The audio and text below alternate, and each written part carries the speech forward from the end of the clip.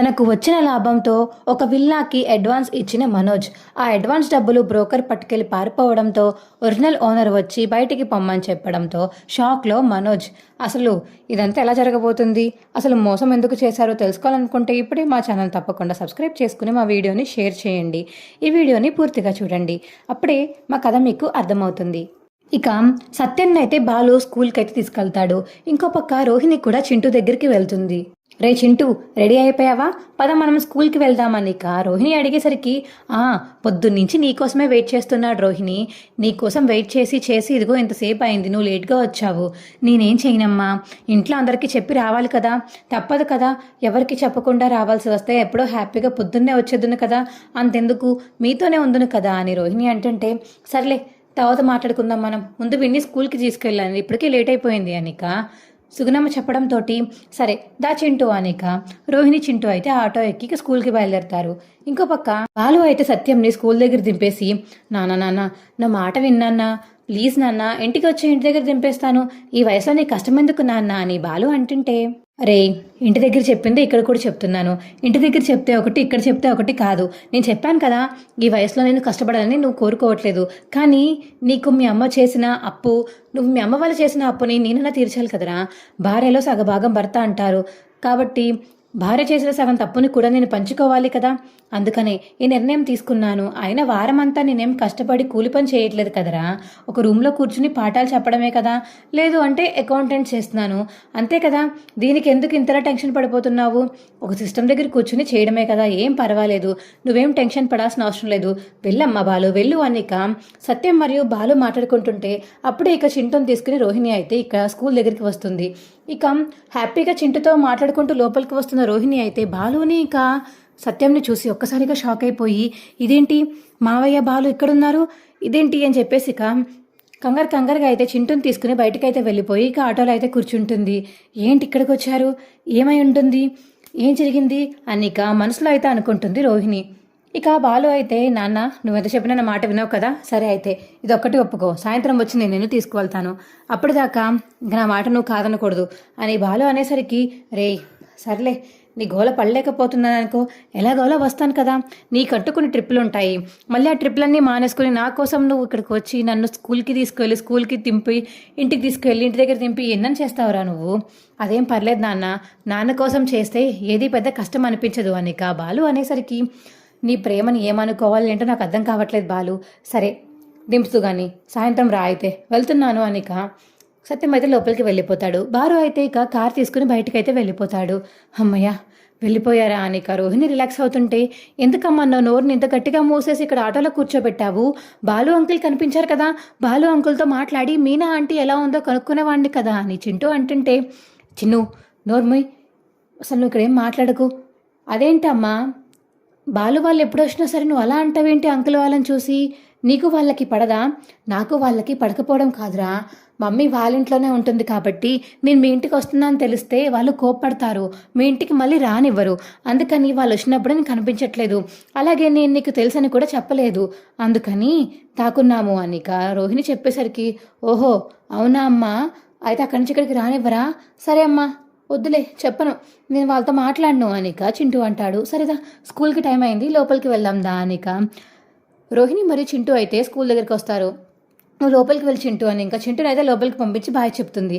అక్కడే ఉన్న security guard దగ్గరికి అయితే వెళ్ళి, ఏమండి ఇంతకటి దాకా ఇక్కడ ఇద్దరు అబ్బాయిలు మాట్లాడుకున్నారు కదా క్యారేజ్ పింక్ కలర్ బాక్స్ పట్టుకుని, ఆయన ఇక్కడ ఏం చేస్తున్నారు, ఇక్కడ ఎందుకు వచ్చారు అని రోహిణి అడిగేసరికి, ఆయన ప్రిన్సిపల్ గారు బుధవారం ఇక్కడ ఉండరు, అందుకని ఆయన ప్లేస్లో ఉండి చూసుకోవడానికి అకౌంటెంట్గా చేయడానికి వచ్చారు, న్యూ జాయినింగ్, నిన్నే జాయిన్ అయ్యారు, ఇవాళ వచ్చేసారు అని చెప్పేసి ఇక సెక్యూరిటీ గార్డ్ చెప్పడంతో సరిపోయింది, నేను చింటుగాడిని ఎక్కడ జాయిన్ చేస్తే ఈ బాలు వాళ్ళ ఫ్యామిలీ అక్కడికి వచ్చి పడతారు, ఏంటి నాకు ఈ కర్మ అని మనసులో అనుకుని ఇంక అక్కడి నుంచి వెళ్ళిపోతుంది రోహిణి అయితే. కోపంగా సుగుణమ్మ వాళ్ళ ఇంటికి అయితే వెళ్తుంది. ఏంటమ్మా రోహిణి ఎందుకు అంత కోపంగా ఉన్నావు, ఎవరైనా ఏమైనా అన్నారా నిన్ను, లేకపోతే ఎవరైనా బ్లాక్మెయిల్ చేస్తున్నారా, చెప్పమ్మా ఏమైందో చెప్పు అనిక సుగుణమ్మ అడిగేసరికి, ఇంకేం చెప్తాను నీకు, ఇంకేం చెప్పాలి నీకు? లేక లేక తీసుకువెళ్ళి మా ఇంట్లో వాళ్ళతోనే నువ్వు పరిచయాలు పెంచుకున్నావు. వాళ్ళేమో నేను ఎక్కడికి వెళ్తే అక్కడికే వస్తున్నారు. చింటుగాడు ఎక్కడుంటే అక్కడికే వస్తున్నారు. నాతో చింటుగాడిని చూసి కంపల్సరీగా గుర్తుపట్టేస్తారు. తట్టుకోలేకపోతున్నాను నీ టార్చర్ అని చెప్పి ఇక రోహిణి అంటుంటే, అసలు ఏమైందమ్మా? ఇంకేం అవ్వాలి? నేను చింటుగాడిని కొత్త స్కూల్లో జాయిన్ చేశానా? ఆ కొత్త స్కూల్లోనే మా మావయ్య గారు టీచర్గా వెళ్ళారు. ఇవాళ ఆల్మోస్ట్ నన్ను చూసేబోయారు. కానీ ఎలాగోలా బయటికి వచ్చి దాక్కున్నాను. ప్రశాంతంగా నా కొడుకుని స్కూల్కి తీసుకెళ్ళి అక్కడ వదిలిపెడదామన్నా సరే నాకు స్వేచ్ఛ లేకుండా పోయింది. వాళ్ళు చూస్తారు వీళ్ళు చూస్తారని ఇలా టెన్షన్ పడ్డమే సరిపోతుంది. అనవసరంగా నువ్వు మా వాళ్ళతో పరిచయం పెంచుకున్నావు అని చెప్పి రోహిణి అంటుంటే, నేను పరిచయం పెంచుకున్నానా? అసలు తప్పు నీది. అసలు నేను ఎవరు పెళ్లి చేసుకోమన్నారు? అబద్ధాలు చెప్పి ఎందుకు పెళ్లి చేసుకున్నావు? నీకంటూ కొడుకున్నాడు, ముందు నీకు పెళ్ళయి నీ భర్త చనిపోయాడు అని చెప్పి పెళ్లి చేసుకోవచ్చు కదా. ఏమి చెప్పకుండా అబద్ధాలు చెప్పి పెళ్లి చేసుకుని ఇప్పుడు నన్ను అంటావా అనిక సుగుణం అంటుంటే, లేకపోతే నువ్వు తీసుకొచ్చి ముసల్వాణ్ణి చేస్తే ఇంకోసారి కూడా మళ్ళీ ముసల్వాణ్ణి చేసుకోవాలా? నాకంటూ లైఫ్ ఉండదా? నేను హ్యాపీగా ఉండక్కర్లేదా? అయినా ఇవన్నీ అనవసరం. వాడిని మళ్ళీ స్కూల్ మార్చేయాలి. లేకపోతే చింటూని కానీ చూశారంటే, చింటూ ఇక్కడెందుకున్నాడు, వేరే ఊరు కదా అని చెప్పేసి మళ్ళీ బాలు చెప్తారు. అప్పుడు బాలు మళ్ళీ ఎంక్వైరీ చేస్తే చింటూతో సహా మళ్ళీ ఇంటికే వస్తారు. ఇక బాలుకి మీరు ఎక్కడున్నారు ఏంటి అని తెలిసిపోతే ఇంక రేపు మీ ఇంటికి నేను రావాల్సిన అవసరం కూడా లేదు. ఇక బాలు మీనా ఊరికే వస్తూ ఉంటారు. ఆ ఊరు నుంచి ఈ ఊరికి మిమ్మల్ని మార్చింది ఇందుకేనా? నేను హ్యాపీగా వచ్చి చింటూతో గడుపుదామనుకున్నాను ఆ టైం అంతా, కానీ ఇలా చేసావు నువ్వు అని ఇక రోహిణి అయితే సుగుణమ్మని తిడుతూ ఉంటుంది. సర్లే, అయిపోయింది కదా, చూద్దాము. అయినా వారం మొత్తం పనిచేయరు, వారానికి ఒక్కరోజే పనిచేస్తారు. నెక్స్ట్ నుంచి ఎలాగో మీ మావయ్యని వేరే స్కూల్కి మార్పిస్తారని చెప్పేసి నువ్వే అంటున్నావు కదా రోహిణి. చూడు కొన్ని రోజులు, అప్పటికి ఇంక అవ్వకపోతే అప్పుడు స్కూల్ మార్చొద్దు కానీ అని ఇక సుగుణమ్మ చెప్పేసరికి, సర్లే నా ఏడుపద నేను ఏడుస్తాను, నేను వెళ్తున్నాను అని చెప్పేసి ఇంక అక్కడి నుంచి వెళ్ళిపోతుంది రోహిణి అయితే. ఇంకో పక్క మీనాకి డెకరేషన్ ఆర్డర్ రావడంతో ఇక ఆ డెకరేషన్ పనులు అయితే చూసుకుంటూ ఉంటుంది. ఇక పూలు ఆర్డర్ చేసి ఆ డెకరేషన్ అయితే దగ్గరుండి చూసుకుంటుంది. ఇక డెకరేషన్ సక్సెస్ఫుల్ గా కంప్లీట్ అవ్వడంతో ఆ ఓనర్ అయితే ఇంకా ఎక్స్ట్రా డబ్బులు అయితే మీనాకి ఇస్తాడు. Thank you so much sir అని మీనా అంటుంటే, నేను నీకు థ్యాంక్స్ చెప్పాలమ్మా, అనుకున్న దానికన్నా చాలా గొప్పగా చేశావు డెకరేషన్, అందుకే నీకు ఎక్స్ట్రా అమౌంట్ ఇస్తున్నాను. Thank you so much sir అని ఇక మీనా అంటుంటే, థ్యాంక్స్ కదమ్మా, ఈసారి నెక్స్ట్ ఆర్డర్స్ అన్ని నీకే ఇస్తాను, కంపల్సరీగా ఇలాంటి అవుట్పుట్తోనే నువ్వు బాగా చేసి ఇవ్వాలి సరేనా అని ఇక క్లయింట్ అంటుంటే, సరే సార్ మీరు అనుకున్న దానికన్నా ఇంకా బాగా చేస్తాను నేను అని మీనా అనేసి ఇంక అక్కడి నుంచి వెళ్ళిపోతుంది.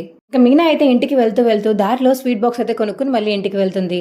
మావయ్య స్వీట్స్ తీసుకోండి అని ఇక మీనా అయితే ఇంట్లో అందరికీ ఇస్తుంటే, ఏంటే అస్తమాను స్వీట్స్ కొనుక్కొచ్చేస్తున్నావు, షుగర్ కట్ట తెప్పించడానికే ఏంటి నువ్వు స్వీట్స్ బాక్స్ పట్టుకుని ఇంటికి వస్తున్నావు అని ప్రభావతి అంటుంటే, అబ్బా ప్రభా ఏంటో గుడ్ న్యూస్ అయి ఉంటుంది, ఎందుకని చెప్పేసి అలా ఊరికే మీనని ఆడిపోసుకుంటావు, ముందు చెప్పనివ్వు అని సత్యం అనేసరికి, చెప్తుంది. ఏం చెప్పుద్ది, మహా అయితే 2 పూలమాలలు కడుతుంది, అంతకుమించి ఇదేం చేస్తుంది, ఊరికే స్వీట్స్ పట్టుకొచ్చేస్తుంది అని ప్రభావతి అనేసరికి, లేదత్తయ్య నేను డెకరేషన్ ఒప్పుకున్నాను కదా, ఆ డెకరేషన్ సక్సెస్ఫుల్గా పూర్తయింది, ఆయన నాకు ఎక్స్ట్రాగా 5,000 ఎక్స్ట్రా ఇచ్చారు అనిక మీనా చెప్పడంతో, బాబోయ్ 5,000 చాలా ఎక్కువ, మా వాడు చూడు మా మనోజ్ గాడు 10 లక్షలు సంపాదించాడు, అది సంపాదన అంటే బిజినెస్ అంటే అనిక ప్రభావతి అనడంతో, ప్రభా వాడికి వేరే వాళ్ళు పెట్టుబడి పెట్టడం వల్ల వాడు అంత సంపాదించాడు, కానీ మీనా బాలు అలా కాదు కదా, వాళ్ళ కాళ్ళ మీద వాళ్ళే నిలబడి పైకి వచ్చారు, ఇప్పుడు తను సొంతంగా వ్యాపారం చేసుకుంటుంది, ఎందుకని చెప్పేసి అలాంటి మాటలు మాట్లాడతావు, మంచి మాటలు వస్తే మాట్లాడు, లేదంటే సైలెంట్గా వెళ్ళి నీ పని చూసుకో స్వీట్ తినేసి అనిక సత్యం అనేసరికి అక్కడి నుంచి వెళ్ళిపోతుంది ప్రభావతి అయితే. ఇంట్లో వాళ్ళందరికీ స్వీట్స్ అయితే పంచిపెడుతుంది మీనా. కంగ్రాట్స్ మీనా అని చెప్పేసి ఇక శృతి చెప్పడంతో, థ్యాంక్ యూ శృతి, ఇదంతా నీ వల్లే అని మీనా అనేసరికి, అయ్యో నాదేముంది మీనా, డెకరేషన్ చేసింది నువ్వు, అందంగా అవుట్పుట్ ఇచ్చింది నువ్వు, ఎక్స్ప్లెయిన్ చేసింది నువ్వు, అన్ని చేసింది నువ్వైతే ఇందులో నా క్రెడిట్స్ ఇవ్వాల్సిన అవసరం ఏమీ లేదు, నేను సోషల్ మీడియాలో మాత్రమే అప్లోడ్ చేశాను, నువ్వు నీ వర్క్ని సిన్సియర్గా చేసి చాలా నీట్గా మంచి క్వాలిటీ ఇస్తే అందరూ నీ దగ్గరే వచ్చి చేయించుకుంటారు డెకరేషన్ అని చెప్పేసి శృతి అంటుంది.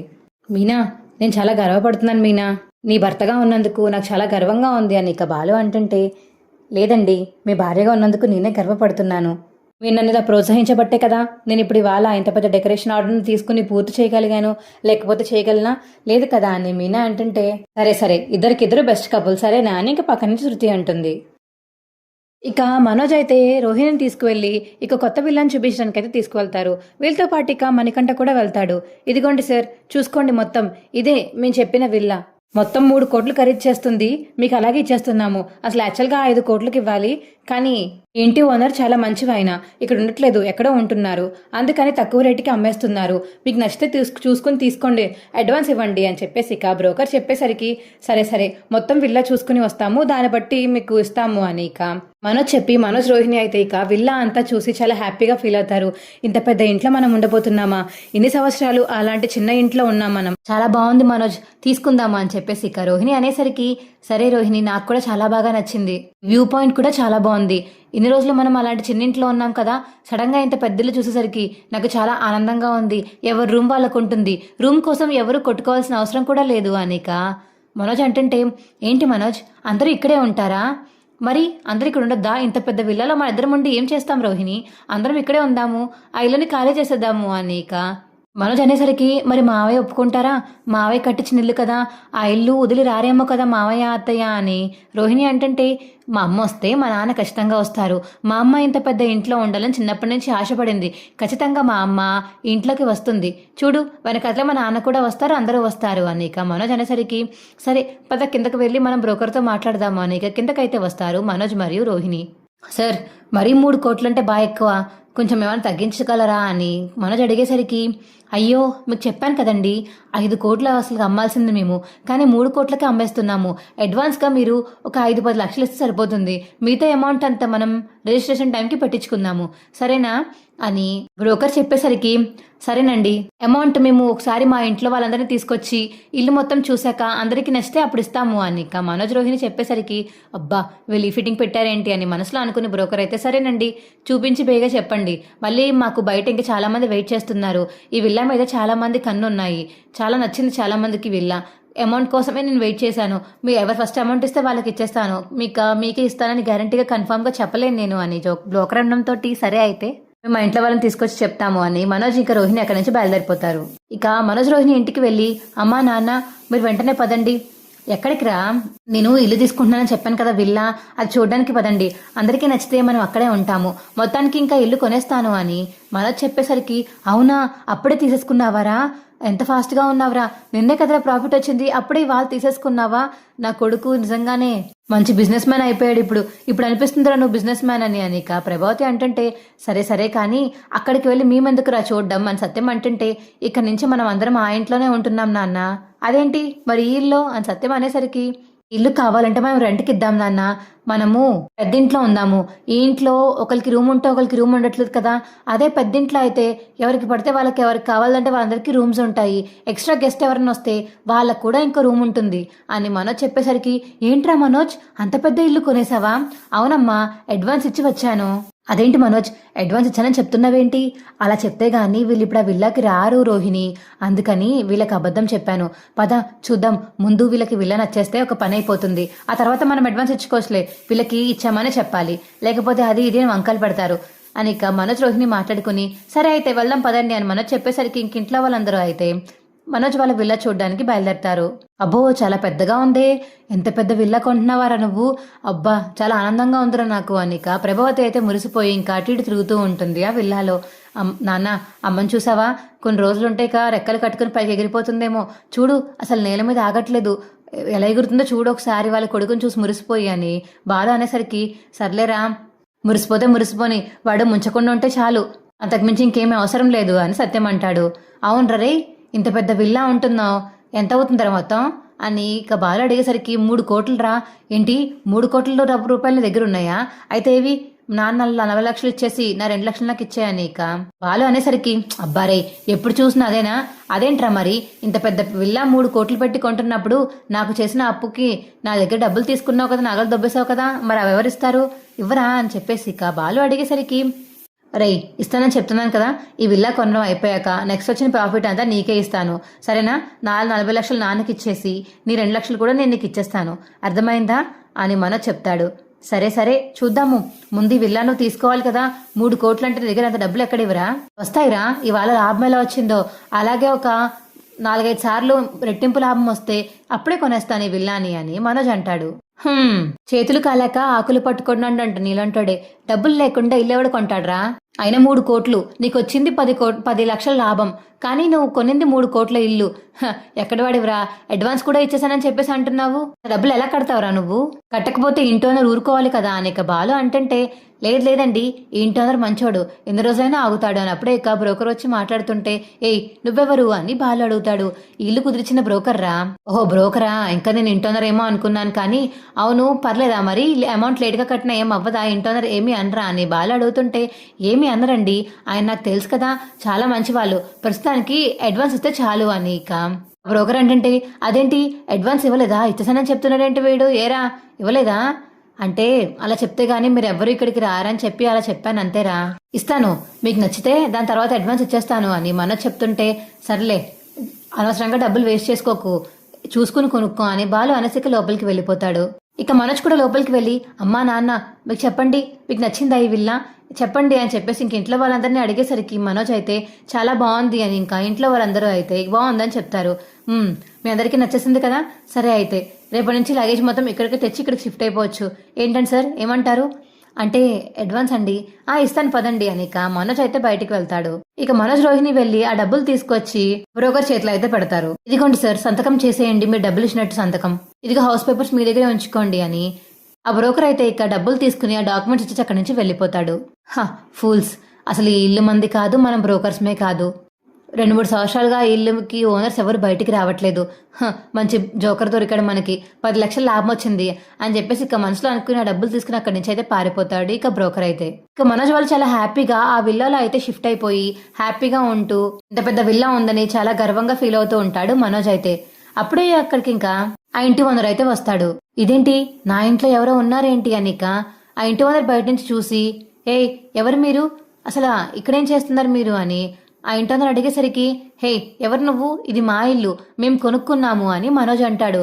నువ్వు కొనుక్కున్నావా, అసలు నువ్వు కొనుక్కోవడానికి అసలు మేము అమ్మితేనే కదా అని ఇంటి ఓనర్ అంటే ఏంటి నాటకాలుగా ఉందా, నువ్వు ఓనర్ ఏంటి మరి నాతో మాట్లాడి ఇంటి డాక్యుమెంట్స్ ఇచ్చిన వాడెవడు, వాడు కాదా, వాడే కదా వేరే వాడితో మాట్లాడి వేరే ఓనర్ ఉన్నారని చెప్పేసి నా దగ్గర నుంచి తీసుకున్నారు, ఇప్పుడు అమౌంట్ తీసుకుని మళ్ళీ ఇలా మాట్లాడతారేంటి అని చెప్పేసి ఇక మనోజ్ అడిగేసరికి నువ్వెవరితో మాట్లాడావో ఏం మాట్లాడావో నాకు అనవసరం, కానీ ఈ ఇల్లు నాది, కావాలంటే డాక్యుమెంట్స్ కూడా చూపిస్తాను అని ఇంటి ఓనర్ చెప్తాడు. ఏది చూపించు అని మనోజ్ అడిగేసరికి ఇలా రా అని చెప్పేసి ఇక ఇంట్లోకి తీసుకెళ్లి ఇంట్లోనే డాక్యుమెంట్స్ తీసి బయట చూపిస్తాడు ఇక ఇంటి ఓనర్. అది చూసి ఇక మనోజ్ అయితే ఒకసారిగా షాక్ అయిపోతాడు. ఏంటి అంటే ఈ ఇల్లు మొత్తం మీదేనా, మీ పేరు మీదే ఉందా, అవును నా పేరు మీదే ఉంది, నేను ఇక్కడ మా వాళ్ళకి అప్పచెప్పాను జాగ్రత్తగా చూసుకుని క్లీన్ చేయమని చెప్పేసి, వాళ్ళు కావాలని నేను దగ్గర నీకు టోపీ పెట్టేసి నువ్వు అడ్వాన్స్గా ఇచ్చిన డబ్బులు కానీ కొట్టేసి పారిపోయి ఉంటారు, నిజమేనా అని ఇంకింటో అడిగేసరికి అవును సార్ మీకెలా తెలుసు, ఈ చుట్టుపక్కల విల్లాల సంగతి కూడా అలాగే అయ్యింది, చాలా మంది దగ్గర డబ్బులు కొట్టేసి పారిపోయారు వాళ్ళు, ఇప్పుడు నువ్వు ఇంకో 3వ క్యాండిడేట్వి. అంటే ఏంటి సార్ నా డబ్బులు పోయినట్టేనా అని మనోజ్ అడిగేసరికి మరి పోయినట్టు కాదా, మొత్తం సర్వం గోవిందా, వాళ్ళు కనిపిస్తే గానీ ఇంకా నీ డబ్బులు దగ్గరికి రావు అని ఇంటోనే చెప్పేసరికి రే అప్పటికి నేను చెప్తూనే ఉన్నాను వద్దురా వాళ్ళని నమ్మద్దురా, 3 కోట్లు విలువ చేసేది నీకు జస్ట్ ఇప్పుడు 10 లక్షలకి అడ్వాన్స్కి ఇల్లు మొత్తం ఇచ్చేస్తారా అని అనుకున్నాను, అప్పుడు చెప్పాను నువ్వు కట్టలేవని, అయినా నా మాట వినలేదు, చూసావా ఇప్పుడు ఏమైందో, ఇలానే ఉంటుంది అని ఇక బాలు చెప్తుంటే మనోజ్ మాత్రం ముఖం అలా పెట్టుకుని నించుని ఉంటాడు. నేను చెప్పాను కదరా ఆ చిన్న ఇల్లే మనకి మేలు, రూమ్ లేకపోయినా రూమ్ ఉన్నా హ్యాపీగా ఉండొచ్చు ఆ ఇంట్లో, అందరూ దగ్గరగా ఉంటారు, ఇక్కడ దూరంగా పెద్ద పెద్ద రూముల్లో ఉండాల్సి వస్తుంది, అందుకే చెప్పాను ఇలాంటి పిల్లలని మనకు అనవసరమా అంటే కావాలి ఇక్కడ తీసుకొచ్చారు, అందరి ముందు పరువు తీశారు కదరా, మా ఇంటికి పోదాం రండ్రా బాలు అని చెప్పేసి ఇక సత్యం మరియు బాలు వాళ్ళు అయితే రవి వాళ్ళు అయితే ఇంక ఇంటికి వెళ్ళిపోతారు. రే మనోజ్ ఏంట్రా ఇది, ఏం జరిగిందిరా, ఏంట్రా మన ఇప్పుడు నీ పరిస్థితి ఏంట్రా, డబ్బుల పరిస్థితి ఏంట్రా అని ప్రభావతి అయితే టెన్షన్ పడుతూ ఉంటుంది. అమ్మా వచ్చిన లాభం అంతా పోయిందే, లాభం పోవడం ఏంట్రా, అసలు వాడెవడ్రా, అసలు ఇది ఇంటి గురించి తెలుసుకోకుండా వెంటనే వచ్చి డబ్బులు తీసుకుని అడ్వాన్స్ ఇచ్చేయడం ఏంట్రా, అసలు మీకు మతుందా మతలేదా అంటే అది కాదమ్మా ఆ చుట్టుపక్కల వాళ్ళని అడిగాము వీళ్ళదే అన్నారు విల్లా, అందుకని తీసేసుకున్నామమ్మా, ఇప్పుడు ఎలాగమ్మా అని మనోజ్ అడిగేసరికి రే వాడు ఇక్కడ చాలా దొంగ అయినప్పుడు చుట్టుపక్కల వాళ్ళందరికీ మాట్లాడుకుని వాళ్ళకి ఇంత తల ఇంత అని డబ్బులు ఇచ్చేసుకుని వాళ్ళు మంచోళ్ళని చెప్పించేలా చేస్తారా, ఏంట్రా నువ్వు పాపం వచ్చిన 10 లక్షలు కూడా అలా అయిపోయాయి, ఇప్పుడు ఏంటి ఏం చేయాలి అని ఇక మనోజ్ టెన్షన్ పడుతూ ఉంటే సరే సార్ మీరు తీసుకోండి మేము వెళ్ళిపోతున్నాము అని ఇక మనోజ్ అయితే కీస్ ఇంటి అందరి చేతిలో పెట్టేసి అక్కడి నుంచి వెళ్ళిపోతాడు. ఇక అందరూ ఇంటికి వెళ్ళి అలా ఆలోచిస్తూ ఉంటే ఏరా మనోజ్ బాగా అయిందా, 10 లక్షలు పోయినాయా, ఇంకా జన్మలో నువ్వు ఇల్లు కొనలేవు అని బాలు అంటుంటే రే నీ శాపం వల్లేనేమోరా ఈ మొత్తం అలా మొత్తం రివర్స్ అయిపోయింది అని ఇక మనోజ్ అంటుంటే నేను శాపాలేమీ పెట్టను రామ్, నేను నిజాలే చెప్తాను. నీకు ఆల్రెడీ మొన్నే చెప్పాను 5 కోట్లది 3 కోట్లకి ఇచ్చి 3 కోట్లు విలువ చేసే మొత్తం కలిపి అడ్వాన్స్గా 10 లక్షలు తీసుకోవడం నాకు చాలా తేడాగా అనిపించింది. అయినా నీకు చెప్పినా నువ్వు మాట విన్నప్పుడు అది నీది తప్పు. అయిపోయింది, నీకు వచ్చిన లాభం అంతా గంగలో కలిసిపోయింది, ఎలాగోలా ఏడు అని ఇక బాలు అనేసి బయట ట్రిప్కి అయితే వెళ్ళిపోతాడు. ఇంక ఇంట్లో వాళ్ళందరూ మనోజ్ మీద చాలా కోపంగా ఉంటారు. ఆ వారం రోజులు ఆ ఇంట్లో ఉండడం వల్ల ఇక మనోజ్ అయితే చాలా గర్వంగా ఫీల్ అయ్యి అందరికీ ఆర్డర్లు వేస్తూ ఉంటాడు. ఆ ఇంట్లో ఎవరికి ఉండబుద్ధి కాకపోయినా కేవలం సత్యం వాళ్ళు ఉంటున్నారని అక్కడ ఉండేవాళ్ళు. ఇప్పుడు ఇంటికి వచ్చేసాక మనోజ్ని అయితే ఇక కోపంగా అందరూ అలా కోపంగా చూస్తారు పాత విషయాలని గుర్తు తెచ్చుకుని. మా వీడియో మీకు ఎలా అనిపించిందో ఖచ్చితంగా కామెంట్ చేయండి. పక్కనే ఉన్న గంట సింబల్ మీద క్లిక్ చేసి నోటిఫికేషన్స్ ఆల్లో పెట్టుకోండి. ఈ వీడియోని చివరి వరకు చూసినందుకు చాలా చాలా థ్యాంక్స్. ఇది ఫ్యూచర్లో జరగబోయే ఎపిసోడ్. ఖచ్చితంగా మనోజ్ మోసపోతాడు, 10 లక్షలు పోగొట్టుకుంటాడు. ఆ తర్వాతే అది ఎవరి విల్లో తెలుసుకోవాలనుకుంటే మా వీడియోని ఒక లైక్ చేయండి. Bye friends.